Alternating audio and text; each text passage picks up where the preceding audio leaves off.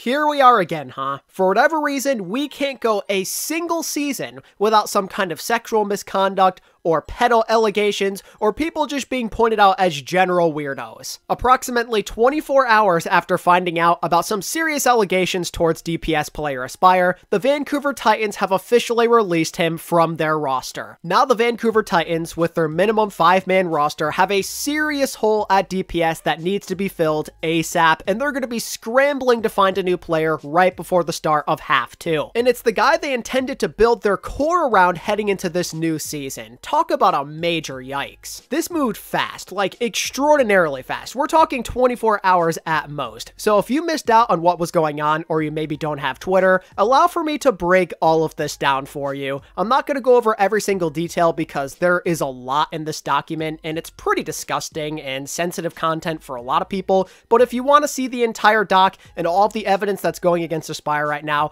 I will leave a link to the victim's document in the description. It all started yesterday evening, June 26th, when an account called Exposing Aspire came out and said that they were in a relationship with Aspire and it was a toxic one, an abusive one, and was full of grooming and other disgusting acts. Attached to this tweet was a massive document including tons of Discord screenshots and even photos with the two. It started off as harmless but quickly evolved into something sexual, including pictures and Aspire actually flying out to see this woman a couple of different times. Aspire knew full well that he was dating a minor and that this wasn't okay, but that didn't stop him anyway. And again, while this is going on, he is willingly exchanging these very inappropriate pictures with her, even love bombing her to the point where he's saying he wants to be with her forever, have her come to Vancouver someday, and all these different things. But then it quickly turns very toxic. He starts to become very controlling with who this girl can talk to, who she can hang out with, even telling her to avoid certain guys altogether. He would get very jealous and sometimes just completely shut down and go full on crazy on her whenever she did something that he didn't like. But even so, these two carried on as these types of relationships tend to go, but then things only got continuously worse as we head into late 2022, when apparently people within the community were starting to catch wind that these two might be an item. Given the age gap, this obviously raised some eyebrows from specific people, and Nero himself even reached out to see what was the deal with Aspire, but of course he denied this, and both people in this relationship agreed to completely deny this to anybody who asked. But even so,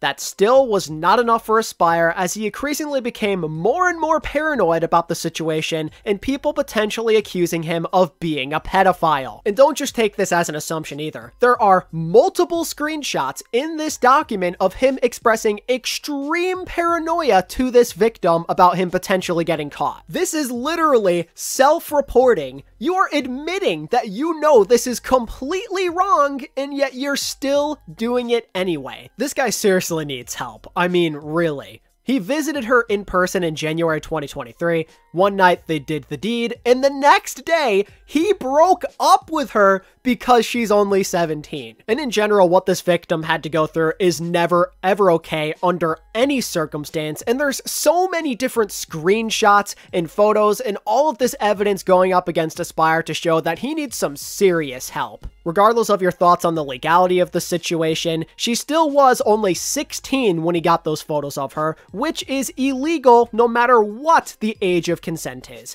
Not to mention that he traveled to her where she lives in Spain, and the law states that the age of consent rises to 18 if there is a deception or abuse of a recognized position of trust. Additionally, for Canadian law, it states that a 16 or 17-year-old cannot consent to sexual activity if the relationship between the young person and their partner is used for exploitative purposes. And under American law, it is illegal for an American citizen or resident to travel to a foreign country with intent to engage in any form of sexual misconduct with a minor. Additionally, Aspire tried to cover all of this up with bribery. He would constantly send her money, oftentimes being hundreds of dollars, to keep this between just the two of them. This type of behavior is toxic, manipulative, and creepy. There's a brutal amount of evidence going against this guy, so it was all over for him. He really stood no chance of defending himself in this situation, and now the Team USA national team is getting rid of him, and he's off the Vancouver Titans as well. And now his Overwatch League career is likely done forever. Aspire's done with Overwatch, and the Vancouver Titans are now missing a player. And speaking of the Vancouver Titans, we have to move into them super quick, as they also apparently play a part in this equation.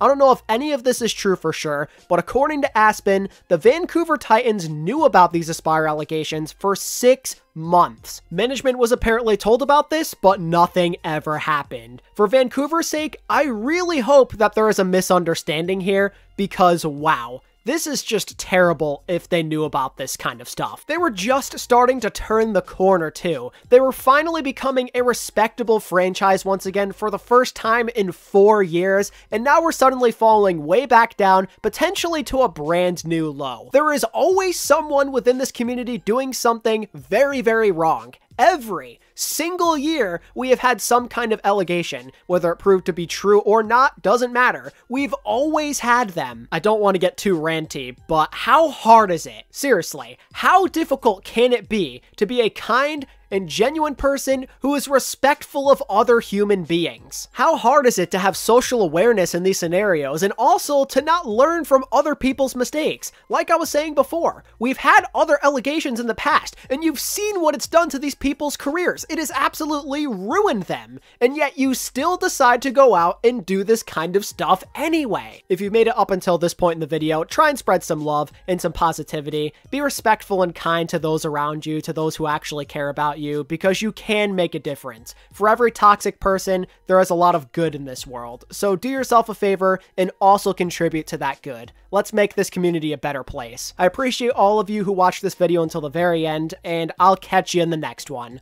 Peace.